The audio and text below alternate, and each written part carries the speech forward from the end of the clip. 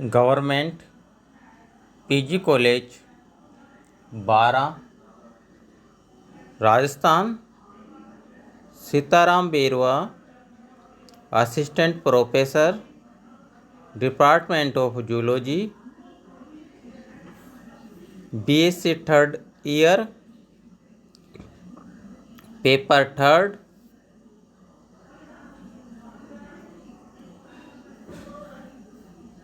Kota university of Kota के syllabus के according unit second में आज हम गेमेटोजेनेसिस के बारे में अध्ययन करेंगे तथा गेमेटोजेनेसिस के बारे में आपको बताया जाएगा कि गेमेटोजेनेसिस क्या होता है तथा इसकी क्या डेफिनेशन होती है तथा कितने प्रकार का होता है, जिसे युग्मक जनन भी कहते हैं। गेमेटोजेनेसिस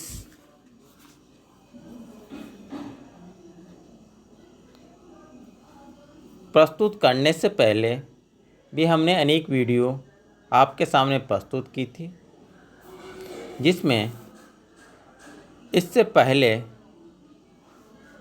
फर्स्ट यूनिट का अध्ययन किया था। आज सेकंड यूनिट आपके सामने प्रस्तुत की जा रही है, जिसमें गेमेटोजेनेसिस युग्मक जनन में डेफिनेशन के बारे में बताया जाता है कि गेमेटोजेनेसिस किसे कहते हैं।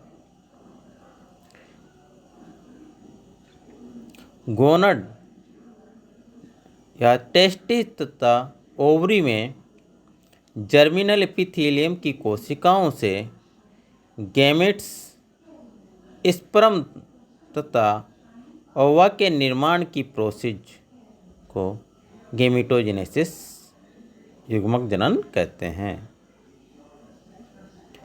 यह क्रिया मियोसिस द्वारा होती है। इस क्रिया के परिणाम स्वरूप बनने वाली कोशिकाओं में क्रोमोसोम की संख्या हाफ हो जाती है, अथवा ह्यूमन की मात्र कोशिका में 46 क्रोमोसोम होते हैं, जो गेमेटोजेनेसिस की क्रिया के बाद इवरी डॉटर सेल्स में 23 क्रोमोसोम रह जाते हैं।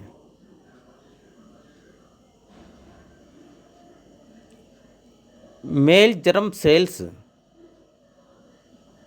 नर जनन कोशिकाओं से male gametes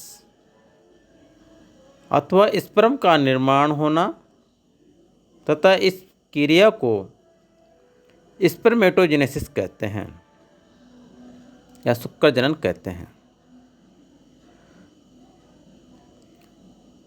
female germ cells मादा जनन कोशिकाओं से फीमेल गैमेट्स या ओवम का निर्माण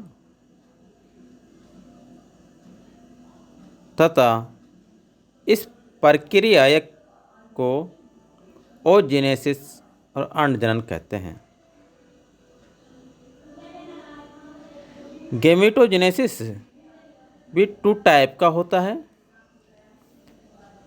फर्स्ट स्पर्मेटोजेनेसिस, सेकेंड ओजेनेसिस, शुक्र जनन तथा अंडजनन। शुक्र जनन में स्पर्म का निर्माण होता है तथा अंडजनन में ओवा का निर्माण होता है।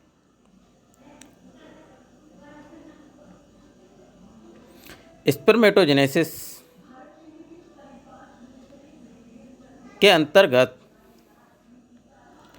मेल एनिमल्स के टेस्टिज की जर्मिनल एपिथेलियम सेल से स्पर्म के निर्माण की प्रोसेस या क्रिया को स्पर्मेटोजेनेसिस कहते हैं, शुक्र जनन कहते हैं। टेस्टिज अनेक कुंडलित सेमिनिफेरस ट्यूबल्स सुक्कक जनन नलिकाओं से मिलकर बनती है। ये एक ढीले कनेक्टिव टिश्यू में निलंबित रहती है। इस कनेक्टिव टिश्यू में रुधिर केशिकाएं, तंत्रिका तंतु तथा अनेक बड़ी सी इंटरस्टिशियल सेल्स अंतराली कोशिकाओं के छोटे छोटे समूह होते हैं। इन कोशिकाओं में येलो कलर के कण पाए जाते हैं, जिससे यह कंप्लीट रूप से भरी होती है और इन येलो कलर के कण को लीडिंग सेल्स कहते हैं। यह लीडिंग सेल्स नर हार्मोन का स्त्रावन करती है। प्रत्येक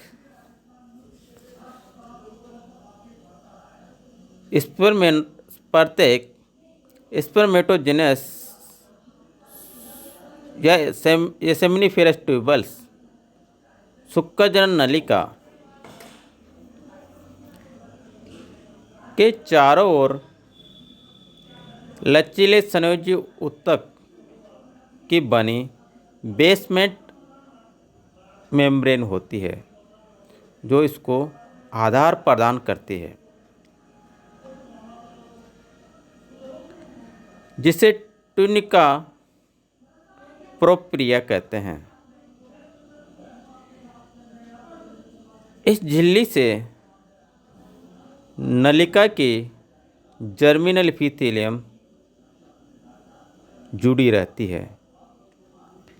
इसमें 2 टाइप की सेल्स पाई जाती है। पहली है फर्स्ट स्पर्म बनाने वाली शुक्रजनक कोशिकाएं स्पर्मेटोगोनिया तथा सेकेंड लेडिंग सेल्स जो स्पर्म को सपोर्ट तथा न्यूट्रिशन या पोषण प्रदान करती है।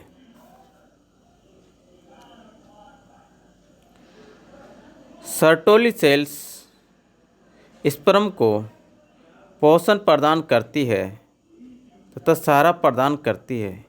इसी के आधार पर इसका नाम सर्टोली सेल्स रखा गया है। इनका स्वतंत्र तल कटा हुआ होता है तथा इन कटावों में विकासशील स्पर्म सेल्स अंदर तक पाई जाती है। ये कोशिकाएं विकसित हो रहे स्पर्म को न्यूट्रिशन प्रदान करती है। स्पर्मेटोजेनेसिस की प्रक्रिया कंटिन्यू चलती रहती है तथा यह भी 2 चरणों में विभाजित होता है, 2 टाइप का होता है। फर्स्ट फॉर्मेशन ऑफ स्पर्मेटिड्स शुक्राणु पूर्वी का निर्माण। सेकेंड स्पर्मियोजेनेसिस शुक्राणु जनन। इसमें हम एक डायग्राम के द्वारा आपको दिखा रहे हैं, जिसमें मैमल्स के टीएस ऑफ टेस्टिज, मैमल के वर्षन का अनुप्रस्थ काट, टीएस ऑफ टेस्टिज